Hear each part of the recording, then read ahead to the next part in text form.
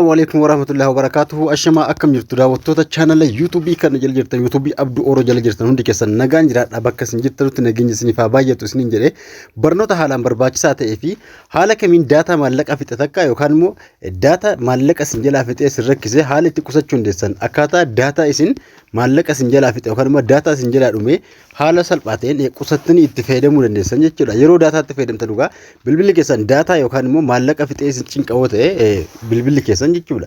Yeroo isin bilbila itti fayyadamtan daataa bantanii itti fayyadamtanu daataan keessan bilbila maallaqa fixe isin cinqawoo ta'e haala isin itti sirreeffachuu dandeessan isin agarsiisa. Barnoota har'aa keessatti daataa haala isin itti qusachuu dandeessan. Kanaafuu gaa haala kana isin agarsiisa. Warri haaraa taatan gaa chaanala kana subscribe gochuu hin dagatina. Akkuma beektan viidiyoo laayikii tuquus hin dagatina.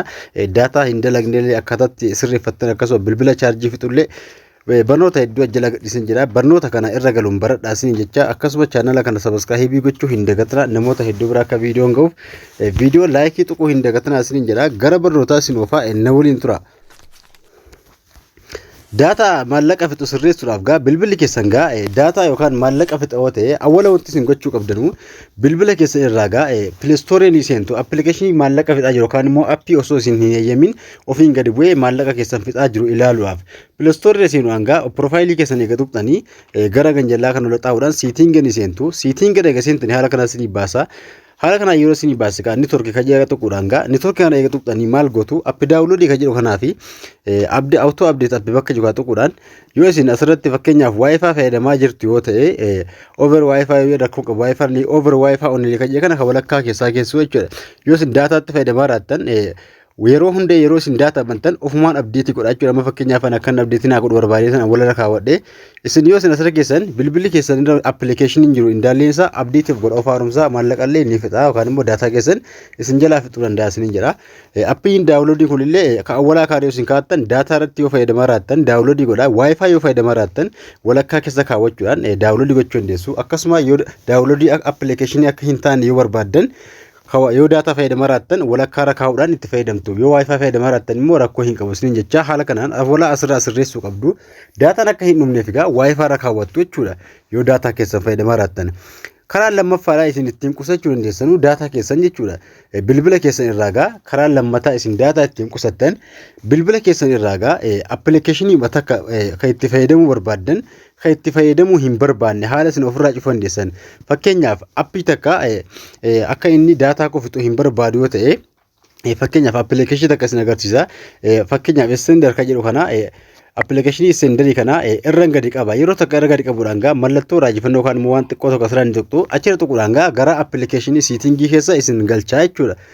Appii kana itti fayyadamaa jirtan yoo ta'e mobaayil daataa bakka jedha kana appilikeeshinii kana keessa mobaayil daataa kana ofii gootu jechuudha. Mobaayil daataa kana ofii gochuudhaan yoo itti fayyadamuu barbaaddan oonii gootu irra dhuftaniitu asirra dhuftanii oon gootu jechuudha. Yoo isin asirratti dhuftanii oon gootan daataa keessanii itti fayyadamaa jechuudha. Kaganjallaa kana akka inni isin qusatu barbaaddan kaganjallaa kana oon gochuu dandeessu. Akkasuma appii kana yoo itti fayyadamuu hin barbaanne ofirraa of gootu jechuudha. Akkasiin appilikeeshinii hunda isaa jechuudha. Mataa appilikeeshinii irra gadi qabuudhaan yoo barbaaddan immoo karaa siitingiitiin seenuu dandeessu.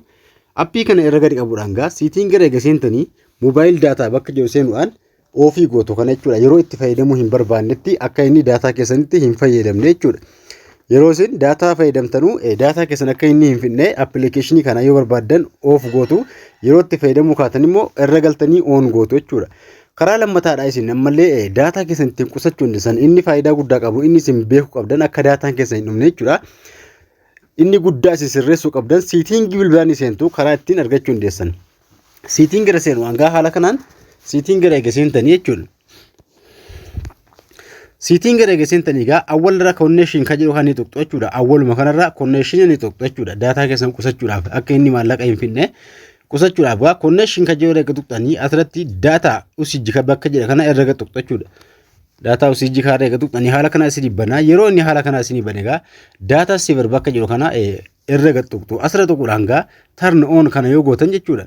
Turn on kana yoo gootan daataa keessa yookaan immoo appilikeeshinii bilbila irraa daataatti fayyadamu bilbila keessan keessaa maallaqa fixuu hin danda'u yookaan immoo daataa isin qusachuu danda'a isin jedha asirratti jechuudha. Yoo isin kana on gootan daataa qusachuu danda'a appilikeeshiniin kamiinni ka daataa qusachuu danda'u ta'e ganjallaa kana barreeffamni kun yoo jiraate bilbila keessa irraa bilbila nam tokko tokko irratti hin bahu kan nama hundaa irratti hin bahu kan nam tokko tokko malee bakka na barreeffamaan yoo tuqxan appilikeeshinii isinii baasa. Appiin kun akka daataa hin fayyadamne fan cufee fakkeenyaaf appilikeeshinii asirratti muraasa akka daataatti fayyadamaa jiru jechuudha.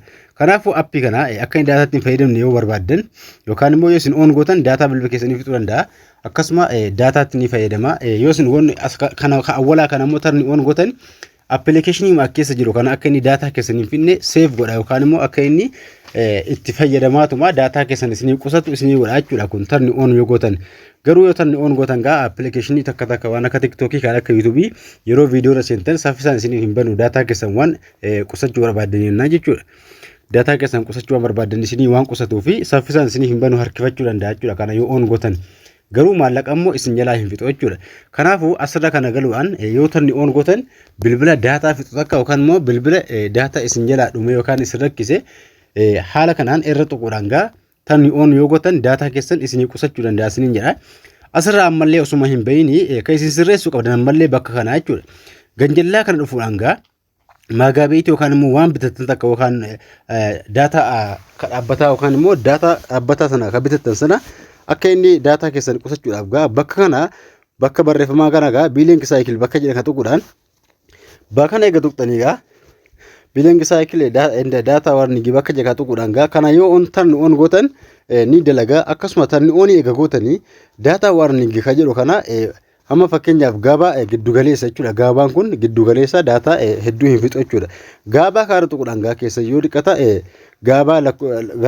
gaabaa lamarra hin jiraanne mallattoo xiyyaa tuquudhaan gaa emmi baarra kaa'achuu dandeessu yookaan immoo daataa keessan akka isinii qusatu gochuu dandeessuuf kana yoo tarni oon gootanii gaabaarra keessan qusachuu danda'a. Ammallee daataa kan keessaa yoo dhiqata fakkeenyaaf ganjallaa kanatti 5G dha jira.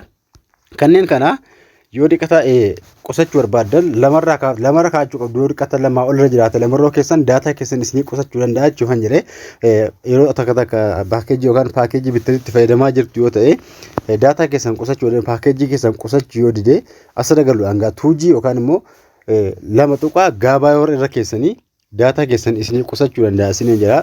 Akkasuma 5G yookaan immoo lakkoofsa 5 tuqaa gaabaa yoo jedhe jiraate daataa keessan saffisaa itti fayyadamuu danda'a isiniin jira. Haala kanaan yoo asirra tuquudhaan gaa bilbila keessan irra daataa qusachuu dandeessu isiniin jira. Daataa yoo itti fayyadamaa raattan bilbila keessan daataa isiniif qusata isiniin jira. Asirra akka biraadhaa inni sirreessuu qabdanu bilbila keessan irraa jechuudha.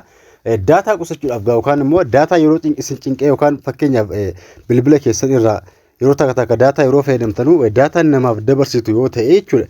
Bilbila keessa yeroo gada xooftan fakkeenyaaf asirra hootistoopiin kun banaa jira yoo ta'e bilbila keessa irra hootistoop kan jedhu kana yoo dhiqata bantanii raattan jechuudha. Kan daataa keessaniif akkasuma baatirii keessanillee fixuu danda'a jechuudha. Kana yoo dhiqata bantan daataa keessan isin jalaa fixa yookaan immoo baatirii keessanii fixa daataa isin jalaa fixa yookaan immoo ni dabarsa appilikeeshinii jechuudha. Yoo dhiqata namaafillee dabarsitee kaatan dhaamsuu qabdu ofirraa waan kana. Kanaafuu daataa keessan yeroo itti fayyadamtanu haala kanaan siitingi bilbilaa irraa daataa keessan yoo dhumaa raate haala kanaan qusachuu dandeessu. Appilikeeshinii tokkoon tokko irra cufuudhaan gaa yoo dhiqata biskisinitti fidee akkasuma daataa keessan fixaa raate tokkoon tokko dhaphina tuquudhaan akka hammaa yoo gootan daataa keessanitti fayyadamuu hin danda'u isiniin jira. Haala kanaan daataa keessan kan maallaqa fixaa jiru itti fayyadamuu dandeessu. Kanas appii kana sirreeffattanii haala kanaan yoo sirreeffattan appilikeeshinii hundasaa daataa keessan qusachuu dandeessu. Kana malee siitingi kana yoo sirreeffattan haala kanaan daataa keessan isiniif qusata. Akkasuma daataa keessan dafee hin dhumu maallanni isin jira hin dhumu isiniin jira. Barnoota har'aa keessatti waan isin galu yoo jiraate komentiin barreessuu hin dagatinaa isin jecha barnoonni har'aa asumatti dhaabata hanga kutaa lammaffaa yookaan immoo guyyaa biraa walitti deemnutti nagaan tura. Gaaffii qabaattan komentiin kaa'uu hin dagatinaa hanga walitti deemnutti nagaan tura.